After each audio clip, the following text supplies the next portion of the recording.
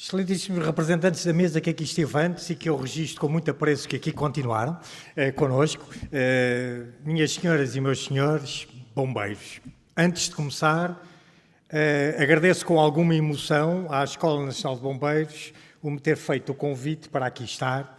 Escola que, não sendo bombeiro ativo, eu sou bombeiro do quadro de honra, considero como minha, como todos os bombeiros as devem considerar, e, portanto, espero que agradeço à direção da escola, e espero que esta minha emoção de aqui estar não me venha, enfim, atrapalhar o objetivo desta sessão. Por muito gosto que eu aqui tenha, tal e qual como na prevenção contra incêndios, tal e qual como no combate e na proteção aos incêndios, nós temos que ser pragmáticos e eu também aqui tenho que ser pragmático. Portanto, a última coisa que interessa é que eu tenha gozo em aqui estar. Espero que consiga contribuir para que vocês todos dar a minha contribuição, como todos os outros palestrantes, para que tenha merecido a pena terem vindo aqui. Portanto, vou apresentar este tema sem me esquecer que estou a falar essencialmente para uma plateia, e que me desculpem os outros que não são diretamente bombeiros com farda, mas que está essencialmente constituída por bombeiros. E vou tentar modular o tema que vos trago aqui para também ver, e nós bombeiros, o que também poderemos fazer. Portanto, vamos abordar o tema de mitigação do risco de incêndio urbano, começando por falar muito rapidamente do que é o risco e depois abordando as medidas de segurança contra incêndio em edifícios, em termos gerais, em termos dos conceitos, porventura, mais importantes, e finalmente tirarmos umas conclusões. Penso que todos conhecem que a visão simplificada do risco, que serve perfeitamente para esta minha apresentação, consiste num produto de algo que mede a probabilidade de ocorrência de um incêndio e a severidade das suas consequências. Mitigar o risco significa intervir numa destas duas vertentes ou em ambas. Quando intervenho na limitação da probabilidade de ocorrência, estou essencialmente a fazer prevenção. Quando intervenho no limite das consequências, estou a fazer medidas de proteção. Nós, no nosso imaginário, damos porventura mais importância à proteção. Sem qualquer interesse clubístico, eu próprio meto numa cor que é mais viva. Cuidado com o que nos nossos olhos nos enganam. O grande investimento é, efetivamente, a prevenção. E como os oradores anteriores já o fizeram, o grande investimento, como veremos, e como todos sabem, é nas pessoas que nem nós, que aqui estamos. Esse é o grande investimento. Bom, a mitigação do risco consiste em adotar medidas técnicas e humanas que limitem este risco de incêndio. Em primeiro lugar, nós vivemos num ambiente interessante, a nossa sociedade tem uma série de coisas fantásticas, mas também tem alguns problemas. Não conhecer os problemas ou ignorá-los é, porventura, a pior forma de mitigar o risco. Nós temos que conhecer os problemas. Nós, de facto, em termos sociais, eu mesmo que aqui vos estou a falar, às vezes olho para o risco só do lado da prevenção. Nunca aconteceu nada. Quantos de nós pensavam que as pontes só caíam no Paquistão? Quantos de nós pensavam? Portanto, a probabilidade de ocorrência era baixa, a severidade das consequências gravíssima. Portanto, cuidado, nós mesmo que aqui falamos, nós mesmo que temos, alguns de nós, responsabilidades nesta área, temos este subconsciente coletivo que mede o risco pela probabilidade. Erro crasso. Atenção à severidade das consequências. Bom, causas de incêndio. Primeira grande questão. Verdade. Não há incêndios naturais nos edifícios. Esta é uma verdade inquestionável. Diria eu, em termos teóricos, porventura, um vulcão poderá provocar um incêndio natural no edifício. Mas não há incêndios naturais nos edifícios. Portanto, qualquer incêndio no edifício ocorre motivado por uma pessoa tão inteligente como nós todos que aqui estamos. Essa pessoa pode praticar atos por desconhecimento do risco, pior do que o risco é desconhecer o risco, algumas por descuido, o que eu costumo chamar arrogância perante o risco. As pessoas conhecem, mas são arrogantes perante o risco. Posso dar um jeitinho. Ou, muito poucos, felizmente, em caso do incêndio urbano, muito poucos por motivos deliberados. Mas não apenas por atos, por omissões. Toda a cadeia de valor da segurança que participa nas medidas de segurança de um edifício pode cometer erros e omissões. Eu, na minha atividade de projetista, o que mais me assusta é os erros que eu poderei cometer, as coisas que eu me poderei esquecer. Essas poderão ter consequências altamente gravosas para os utilizadores do edifício que há de ser construído ou reconstruído daí a algum tempo. Estes são os aspectos importantes. Nós somos os culpados dos incêndios nos edifícios. Nós que ocupamos os edifícios. Nós que os concebemos. Nós que os construímos. Nós que os fiscalizamos. Nós que os jurimos. Somos todos preocupados por isso e temos que ter essa consciência para tentar mitigar o risco por essa via. Consequências, penso que todos conhecem as consequências, já foram aqui e muito bem. Morre em média quase uma pessoa por semana no local do incêndio. Em incêndios urbanos e industriais, já foi aqui subejamente marcado. E isto é algo que temos que reduzir. Nós, como sociedade, todos nós, não é uma ANPC, não é um governo, não há varinhas mágicas, aprendi eu há 60 anos atrás. Temos todos que colaborar. É claro que uns com mais responsabilidade que outros. Os bombeiros também, claro.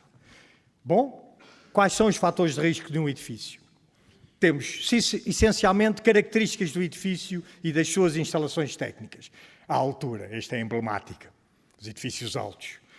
O desenvolvimento em planta, edifícios com um grande desenvolvimento em planta. Alguns tipos de construção mais ou menos complicada, e já aqui foi falado, as áreas urbanas onde, porventura, pelo menos no nosso imaginário e na realidade, nós sabemos que temos problemas de tipo de edifícios como sejam os centros urbanos antigos. Nós, as pessoas, os ocupantes, pelo seu número, não é a mesma coisa eu ter uma sala de habitação, uma casa de habitação ou ter este anfiteatro magnífico onde nós estamos todos. Nós aqui estamos a maior número. O conhecimento. Mais uma vez o conhecimento. Já aqui se falou muito em conhecimento, estamos numa iniciativa de um centro de conhecimento que se chama Escola Nacional de Bombeiros. O conhecimento das pessoas, do edifício e da organização. A capacidade de movimentação. E depois a organização de segurança. Estão os ocupantes do edifício preparados para reagir? E aqui enalteço uma iniciativa que vi, por acaso, há pouco tempo da escola, em também participar nessa área com documentação, com mídia, para mostrar, para dar prevenção. Essa mensagem, essa ideia, os bombeiros não são elementos só do combate. Os bombeiros são elementos da prevenção. Eu, quando tive responsabilidade no serviço, nos anos 80, nós criámos, com alguns bombeiros, devem-se lembrar disso, semanas de prevenção com a inteira participação dos bombeiros e da Liga dos Bombeiros Portugueses e das federações. Os bombeiros são elementos da prevenção também, não apenas do combate. E a escola está nessa onda, o que é muito bem e que eu aqui enalteço. Preparação das pessoas, do vulgar cidadão. Educação em segurança, nós todos podemos participar nessa educação. Depois, questões que têm a ver com o tipo de produtos que são usados na construção, com os produtos que são manipulados ou armazenados e, finalmente, questões que se prendem com instalações técnicas ou com o tipo de atividade. Bom, estes são os riscos que temos nos edifícios, todos nós os conhecemos, melhor ou pior, há vários modelos para os classificar, pouco interessa agora aqui, interessa como é que os conseguimos mitigar? E vamos mitigar correspondendo a objetivos que estão definidos pela nossa sociedade, em termos globais. E até direi, alguns deles, estes os que eu chamei estratégicos, usando uma terminologia militar, há quem chame isto os objetivos principais da segurança, estão inclusivamente nos códigos da construção europeia. A Diretiva de Produtos de Construção e os seus sucedâneos apontam para estes objetivos estratégicos, que são, em primeiro lugar, a vida humana, o ambiente, património histórico e cultural, equipamentos sociais relevantes, que foi introduzido pela primeira vez no novo regime jurídico que entrou em vigor em 1 de janeiro de 2009, e também os bens materiais. Outra coisa que também não nos podemos esquecer, é não só para falar num jargão que é business continuity, não tem só a ver com business continuity.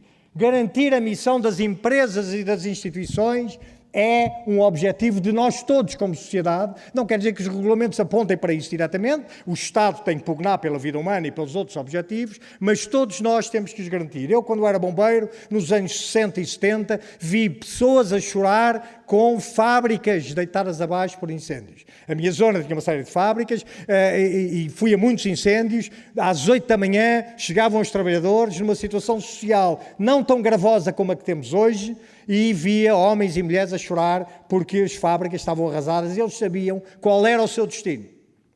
E este é algo que é importante para todos nós, é particularmente importante para os gestores. Faz parte da estratégia de gestão mitigar os riscos de incêndio e outros que tenham as várias empresas. E nós também, que trabalhamos na segurança, temos que ajudar a garantir esta missão.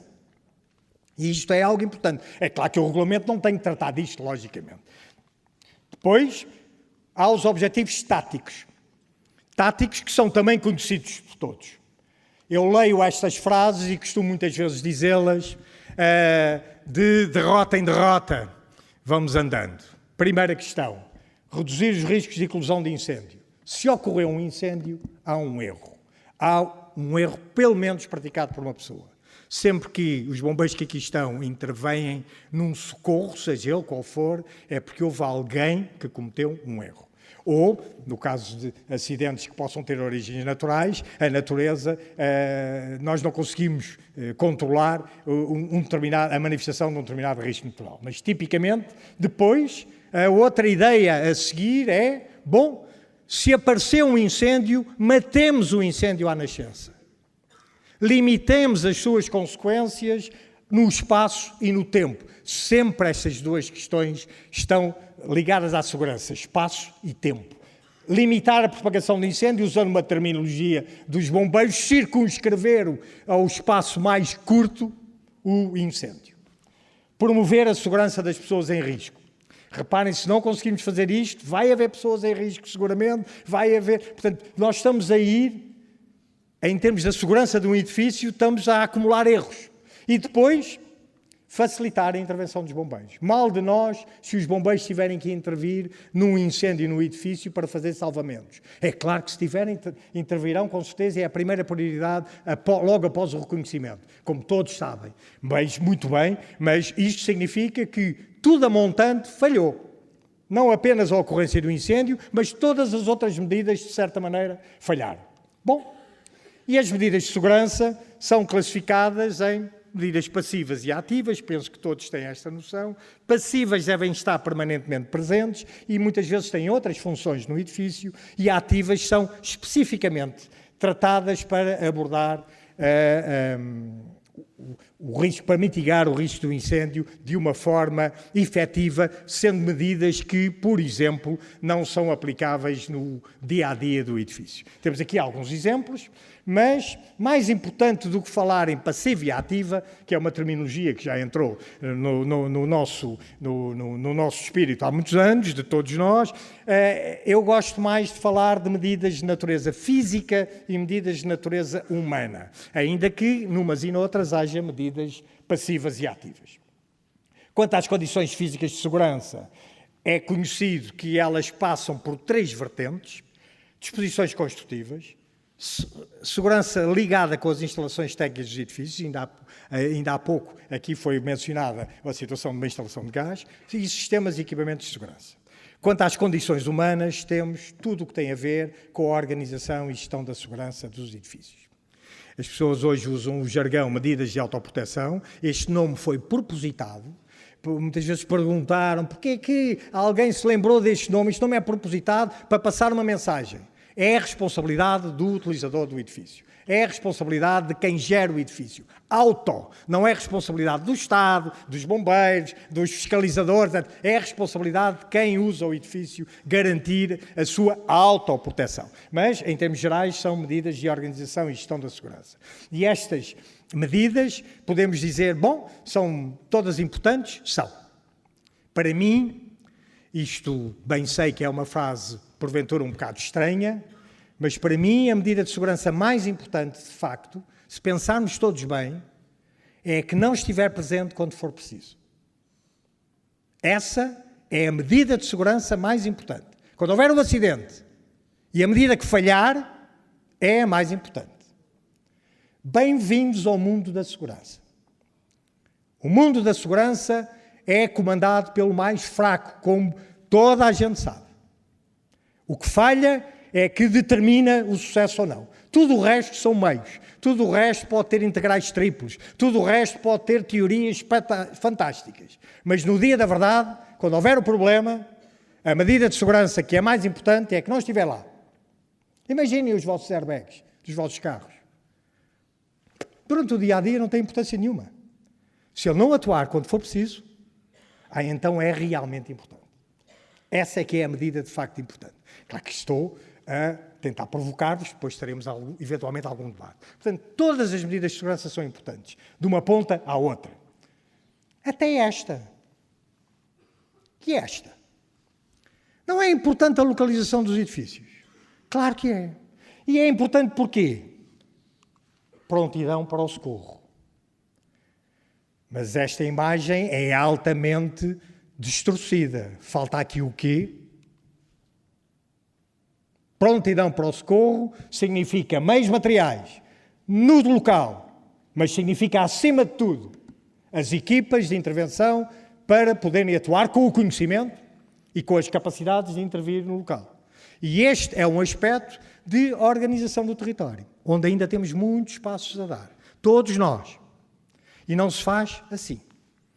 Este é um aspecto que é complicado. É um aspecto em que o papel da Autoridade Nacional de Proteção Civil e dos seus comandantes, distritais e de área e nacional, são, portanto, a parte operacional e os bombeiros, é particularmente importante. Ainda estamos para os edifícios de maior risco. Eu não estou a falar da vivenda ou da capelista da esquina, com o devido respeito. Estou a falar de edifícios. Eu tenho edifícios, tenho hotéis no nosso país. Isto aqui para nós, vou falar baixinho. É essencial a indústria hoteleira, mas às vezes não exerce. Eu tenho hotéis cuja resposta, dos hotéis importantes, com muito interesse para o turismo, cuja resposta dos bombeiros, as primeiras equipas podem demorar 15, 20 minutos a estar lá. Cuidado!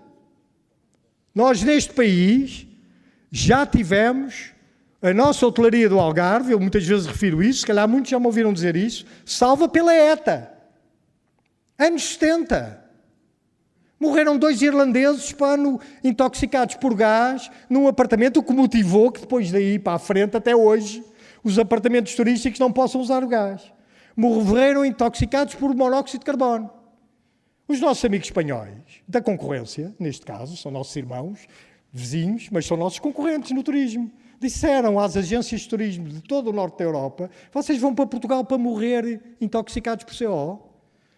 E as agências, para o ano seguinte no Algarve, isto foi no Algarve, as agências começaram a ter muito menos encomendas. Só por isto. Só não, morreram 2 vidas.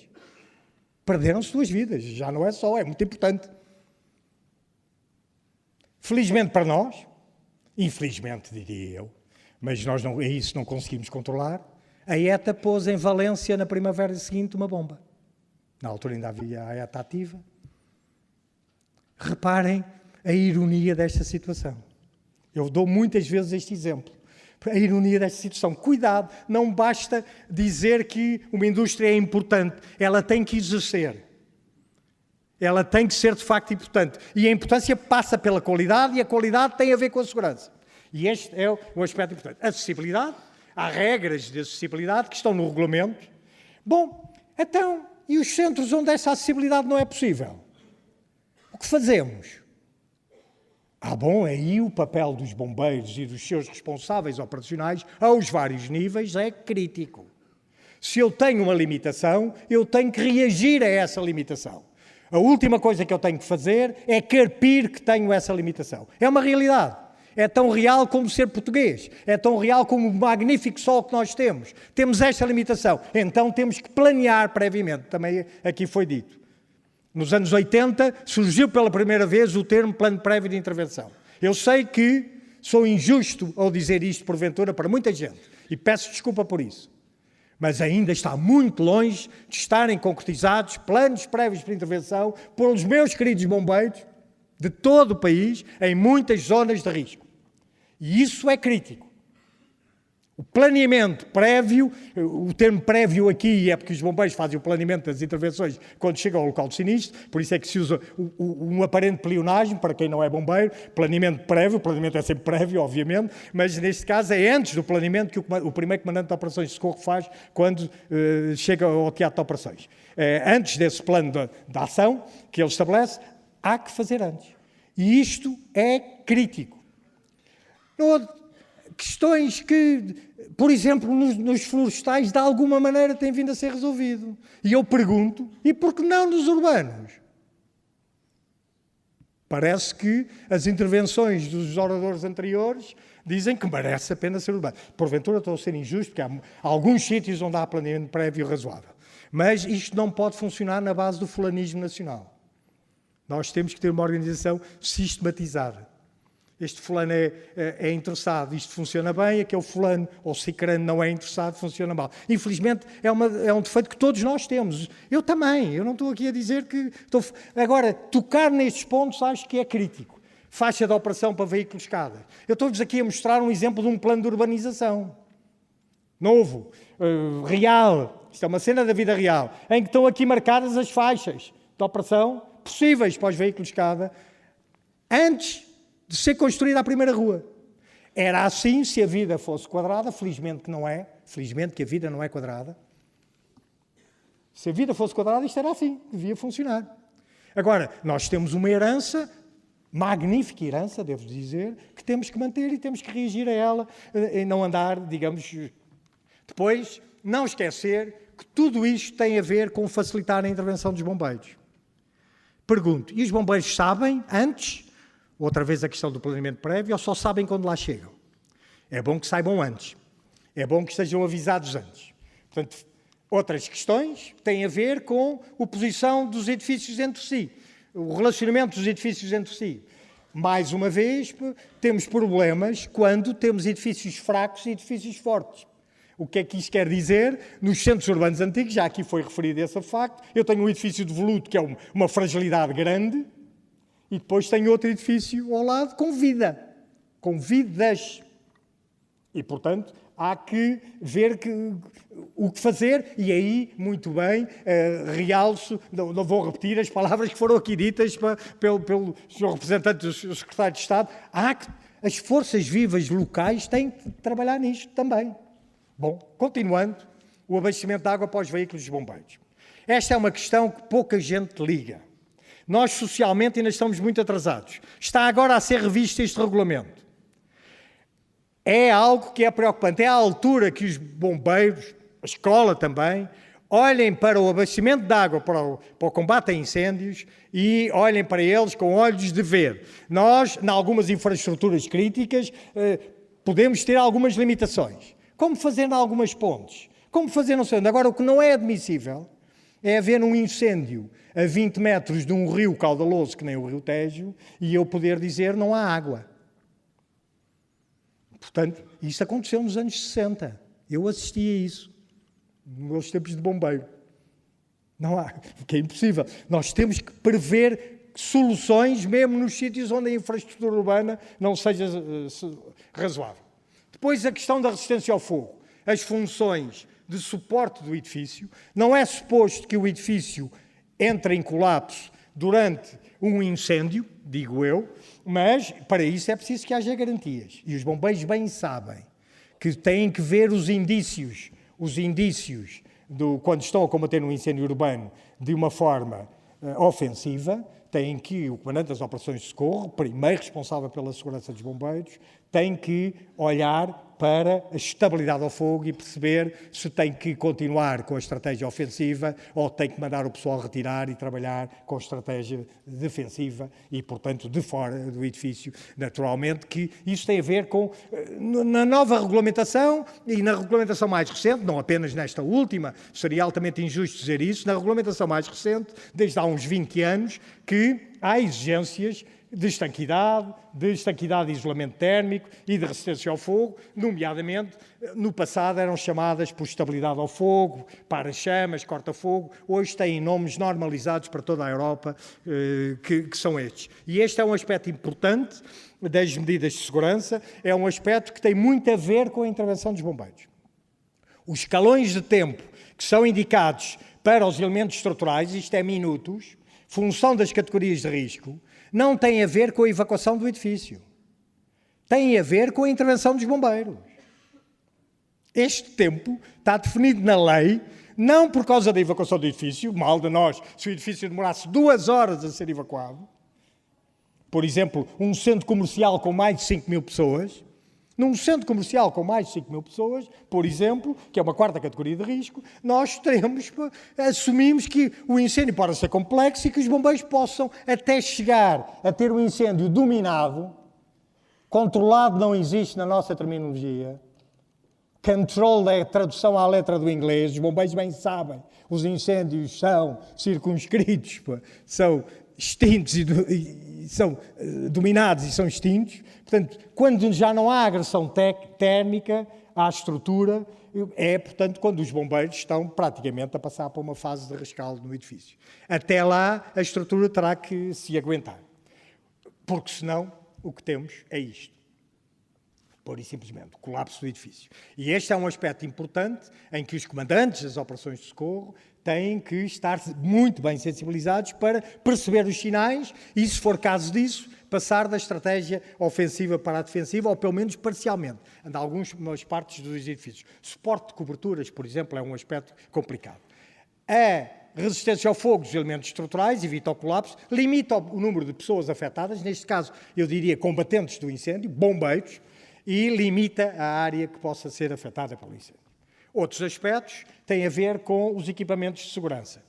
Nós temos sistemas de segurança que suportam em sinais elétricos e em alimentação elétrica. Em muitos casos, os elementos incorporados nessas infraestruturas têm que ser resistentes ao fogo ou, eventualmente, algumas condutas, como sejam condutas de desenfumagem, condutas de evacuação de efluentes de combustão, de uma cozinha, etc., têm que ser resistentes ao fogo e têm que garantir essa continuidade ao longo do tempo. Nomeadamente, as desenfumagens têm que continuar a funcionar enquanto os sistemas de desenfumagem estiverem a operar. Outra questão é a estratégia de compartimentação ao fogo. Porventura, este é um aspecto particularmente importante porque marca o ritmo das outras medidas de segurança. Marca o ritmo. A segurança contra incêndio no edifício é um sistema que depende de várias interligações, de uma cadeia de valor. Bom, estas medidas têm estas funções e limitam naturalmente o número de pessoas afetadas, a área, circunscrevem, usando um termo de bombeiro, o incêndio é uma área afetada durante algum tempo, facilita a intervenção dos bombeiros. Os bombeiros bem sabem que na operação de um combate ofensivo vão colocar os seus meios entre a ameaça e o que querem proteger, naturalmente.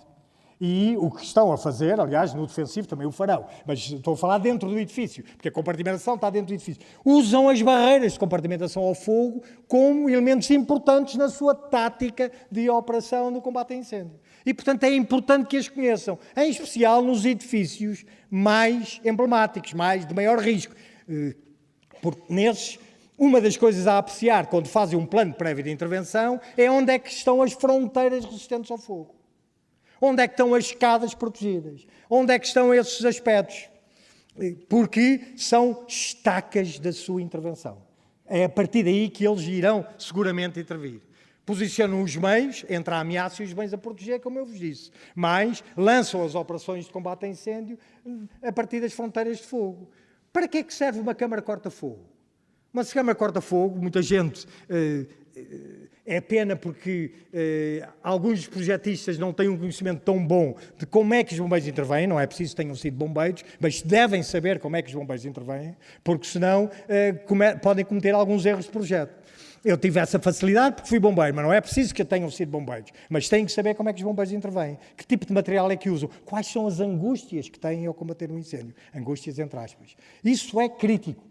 Isso é crítico porque, por exemplo, uma câmara corta-fogo tem uma função particular no desenvolvimento de operações de combate a incêndio ofensivo, usando para o processo ofensivo. Depois, enfim, pode implicar isolamento entre vários usos diferentes, pode isolar locais de risco agravado de incêndio, está aqui uma sala de máquinas, pode, inclusivamente, proteger vias de evacuação. Portanto, são vários meios para atingir o objetivo de garantir que haja locais onde o incêndio e os seus efeitos não se sintam, não se propaguem mais, pelo menos durante algum tempo. A compartimentação é uma das medidas físicas com maior eficácia na mitigação. Não quer dizer que seja a mais importante, mas é uma das com maior eficácia. Implica proteção de locais sensíveis. Os chamados locais de risco D, onde há pessoas limitadas, em lares de idosos, em hospitais, casas de saúde, etc. Os locais de dormida, em hotéis, por exemplo, em camaratas. Os locais dos postos de segurança, por exemplo, ou dos locais, sei lá, hoje em dia que os QDOS estão a ser construídos, QDOS novos.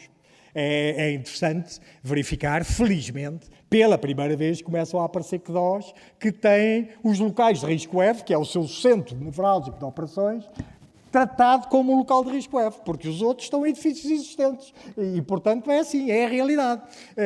Mas, hoje em dia, já começam, até nos QDOS, já começam a aparecer estas questões. É o caso de Santarém e de Faro, por exemplo. Nesses dois QDOS, pelo menos do meu conhecimento, acabei por participar nos projetos, nesses conhecimentos, são locais de risco F, puro e duro. Os outros são edifícios existentes. Claro que não há milagres. Vamos mitigar o risco de outra forma. Fracionamento de pessoas a evacuar. E este é um aspecto que muitas vezes é esquecido. O papel dos bombeiros aqui também é particularmente importante. Um hospital, uma enfermaria, fronteiras resistentes ao fogo, obrigatoriamente. Mas não me interessa o regulamento. Os regulamentos passam e os conceitos ficam. Os regulamentos vão sendo alterados, melhorados. 3 compartimentos de fogo. Um incêndio no compartimento do meio. Doentes, temos doentes acamados. O incêndio no compartimento do meio. Isto é os edifícios feitos, não apenas de acordo com este novo regulamento, mas com o antigo regulamento dos hospitalares. Atenção, isto não é a varinha mágica do novo regulamento, já vem dos regulamentos anteriores. O que é bom, ainda mais, eu encontrei hospitais que o Ministério da Saúde, ainda o outro regulamento anterior estava em projeto, pugnou nos seus cadernos de encargos para que fosse feito isto. Agora é bom que os bombeiros também saibam como é que isto funciona. O que é que há? Há elevadores que não podem ser usados. Mesmo os elevadores prioritários para bombeiros poderão, o nosso regulamento admite, que os elevadores prioritários para bombeiros possam fazer evacuação de pessoas em maca. Mas só quando lá tiverem os bombeiros. Na fase inicial, o elevador prioritário para bombeiros é para ser manobrado por um bombeiro, por um especialista, não por um curioso, por muito treino que tenha do hospital. Primeiro aspecto. Segundo, os elevadores não são usados.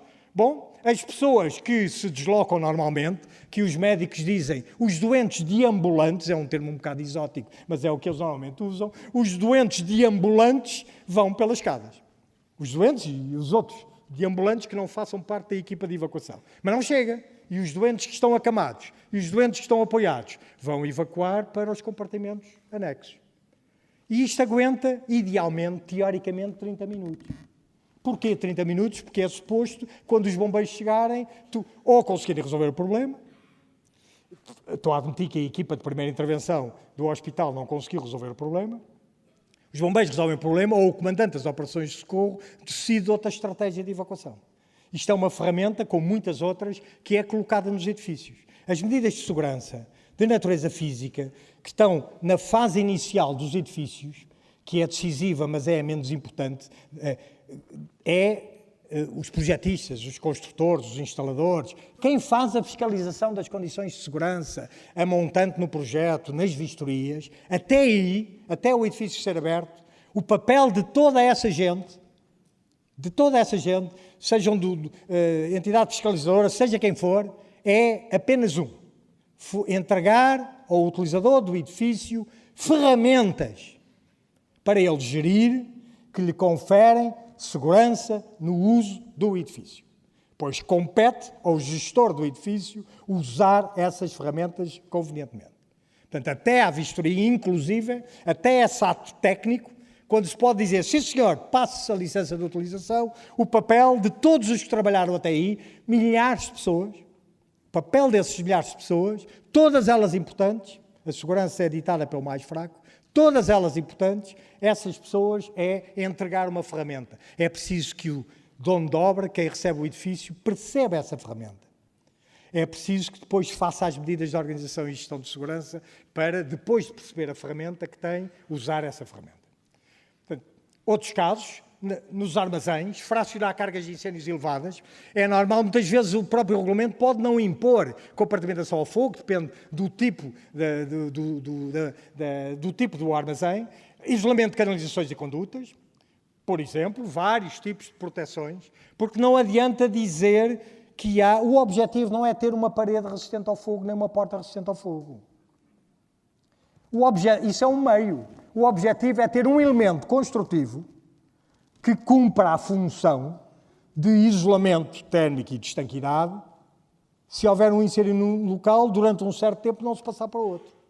E se eu tornar uma daquelas paredes um queijo gruyère, sem qualquer proteção, claro que eu bem posso gastar milhares de euros numa parede resistente ao fogo e N portas, que depois essa função não existe. Portanto, tipicamente, é importante garantir as condições de compartimentação, nomeadamente para a intervenção dos bombeiros, é particularmente importante para circunscrever o incêndio, é uma ferramenta que os bombeiros também podem e devem usar, constitui um suporte de toda a estratégia. E é uma base para estruturar a intervenção dos bombeiros, como vos disse. Reação ao fogo aplica-se a vários tipos de materiais.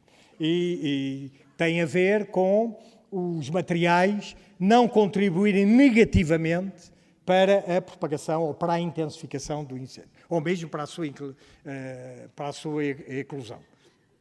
Meios de evacuação. É fácil dizer, é isto. É garantir, isto é fácil. O difícil é construir. E o difícil é construir porque o objetivo é limitar o número de pessoas afetadas, o que quer dizer que quem organiza, quem faz a organização de segurança de um edifício, ao planear a evacuação previamente, ao fazer o planeamento nas suas medidas de autoproteção, tem que olhar para as condições físicas e humanas que existem no edifício e daí, eventualmente, seccionar áreas função do local do cenário de incêndio que tem. Portanto, em complemento, facilita a intervenção dos bombeiros. Porquê? Porque a maior parte das vias de evacuação, nomeadamente em edifícios com algum desenvolvimento em planta ou com alguma altura, idealmente acima dos 9 metros de altura, de certeza, edifícios recentes, acima de 9 metros de altura, não o caso que vamos ver a seguir, acima de 9 metros de altura tem escadas protegidas e é naturalmente protegido. E, portanto, os bombeiros podem usar essas escadas. Vários aspectos estão em jogo, tecnicamente. Portanto, há vias protegidas, não há, os próprios bombeiros podem recorrer, se tiverem esse conhecimento, podem recorrer a elas e funcionar. Outras questões têm a ver com a segurança das instalações técnicas. Esta, sim, é uma medida que tem a ver com uma primeira função. As instalações técnicas não se podem portar mal, não podem ser a origem de incêndio. Mas há outra função não menos importante. É que alguns subconjuntos destas instalações técnicas são essenciais para a intervenção, quer das equipas de segurança do edifício, quer, em particular, dos bombeiros. E, portanto, a sua fiabilidade e a sua resistência ao fogo tem que ser garantida para que os bombeiros, e há N exemplos disso, há pouco falei de um ascensor prioritário para bombeiros, mas todo o sistema de ventilação com ventiladores mecânicos, o central de bombagem, todos esses processos têm que garantir resistência ao sistema. Mas reparem, não interessa que o grupo gerador esteja todo num compartimento de fogo, isso é um meio. O que interessa é que a energia do gerador chegue ao ventilador de desenfumagem. Esse é que é o objetivo. O objetivo não é... Portanto, há meios, que é ter o compartimento de fogo do gerador é um dos meios, mas depois tem que fazer mais coisas. Há uma cadeia de valor para garantir esse objetivo. Nós, muitas vezes, iludimos pelos meios. Existirem coisas desgarradas, não ligadas entre si, não integradas entre si, não serve em termos de medida de segurança. E vai falhar pelo mais fraco. Onde houver o ponto mais fraco, falhará. Depois, elementos que estão já na ótica da segurança ativa. Sinalização.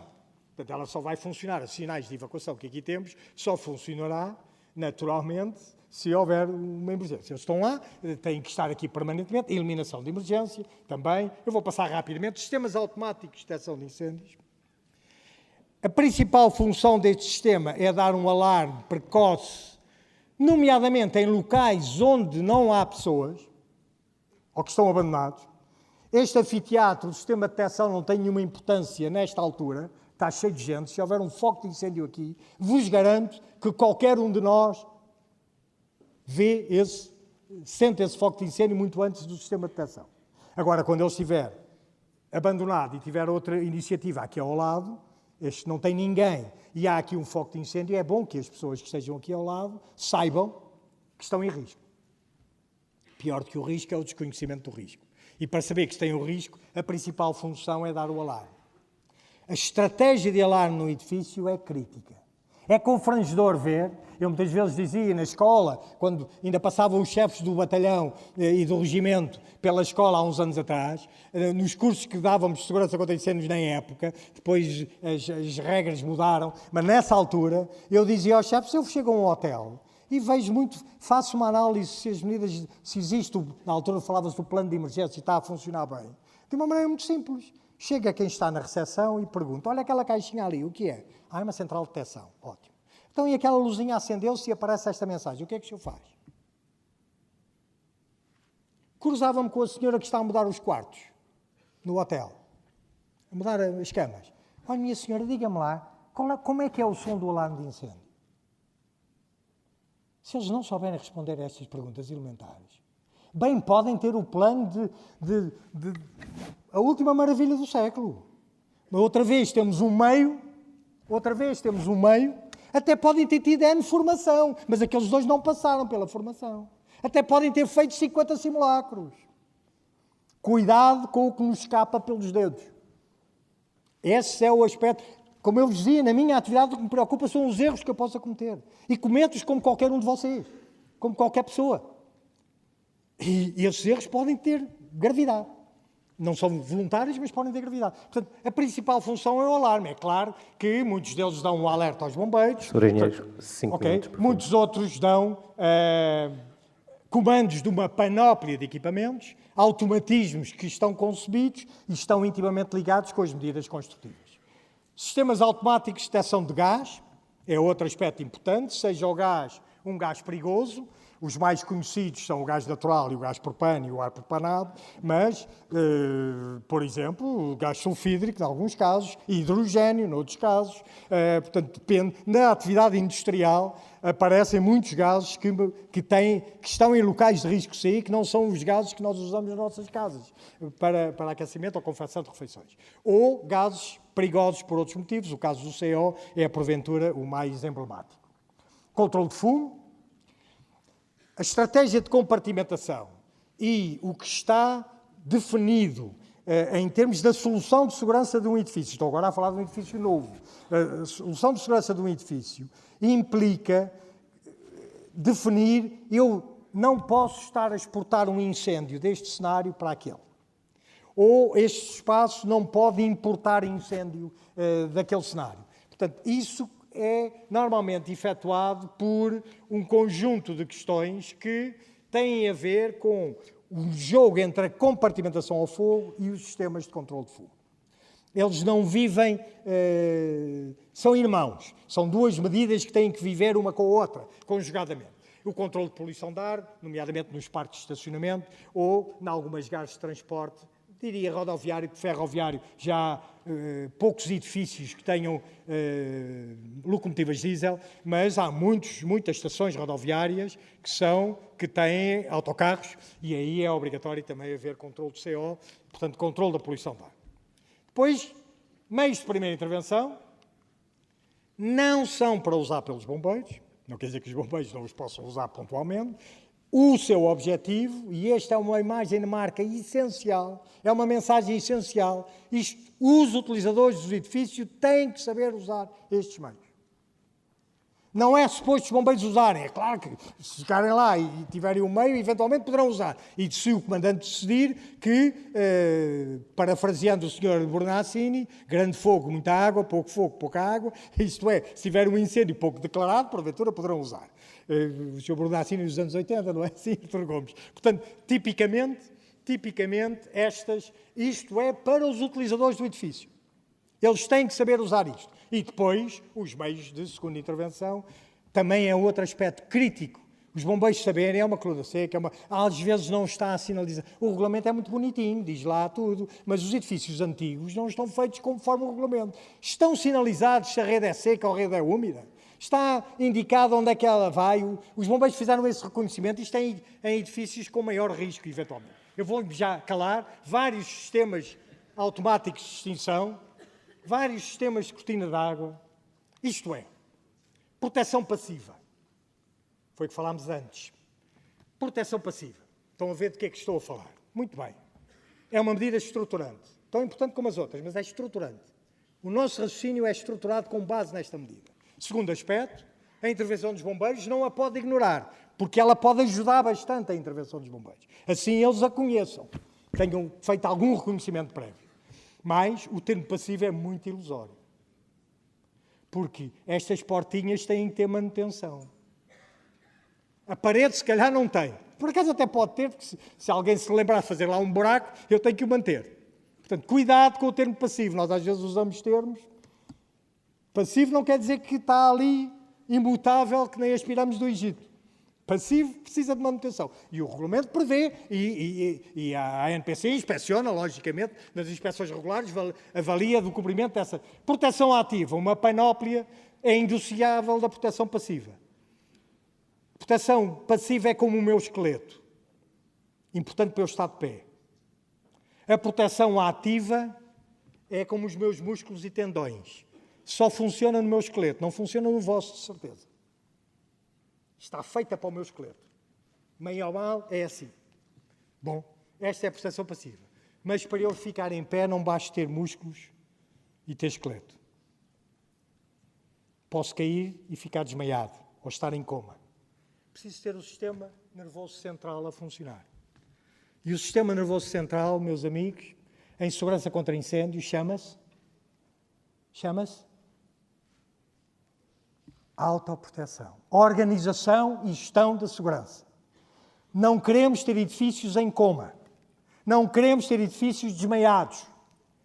Este é o grande desafio, sempre disse. A gente dizia, e tal o regulamento, as UTs, isto, são trocos.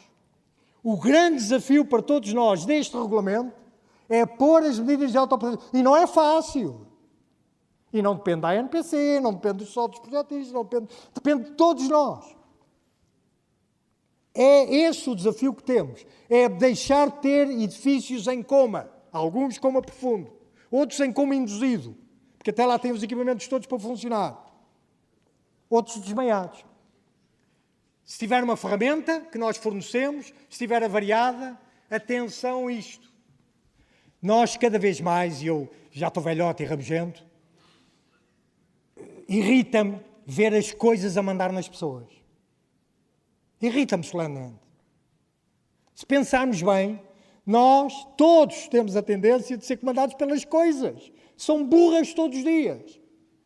Burras. As coisas só valem pelas pessoas que deles se usam. Não interessa ter o melhor sistema de segurança se as pessoas não o sabem usar. A Organização de Gestão da Segurança faz toda a diferença. E não esquecer, recordando que os riscos dependem das pessoas, há vários elementos, estão aqui vários elementos da cadeia de valor e falta fazer pontos. Outro desafio que nós temos nesta área é fazer pontos. Os operacionais não podem estar desligados dos técnicos de segurança. Não se criem mitos. Nós temos muita tendência de criar mitos. Os operacionais têm que se usar das medidas de segurança. Têm que as entender para poderem usar da melhor maneira. E estes são aspectos críticos. Esta ponte, que não pode cair, mas que ainda falta construir em muitos sítios, pode ser construída com vários passos, nos simulacros, nas visitas para estou sempre a falar dos riscos maiores, num hospital.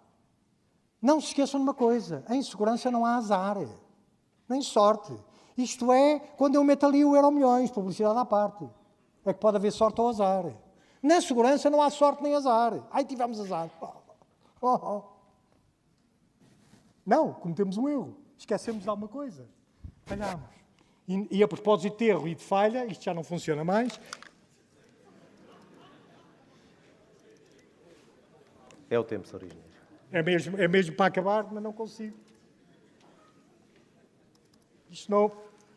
Ficou sem bateria. O problema é para o Carlos Tibeira. Bem, o que eu queria dizer está escrito nas vossas apresentações, mas é recordar com saudade quando eu ia numa cabine, na altura chamava-se pronto-socorro, e hoje chama-se VUCI. Eu, quando ia numa cabine para combater um incêndio com o meu pessoal, preocupava-me com o meu bombeiro mais fraco. Porque ele era o que estava, em primeiro lugar, primeiro de tudo, era o que estava em maior risco, porque tinha menos conhecimento. Segundo, não menos importante, mas não tão importante, ele era o que podia fazer perigar, estatisticamente, a operação daquela equipa. Muito obrigado.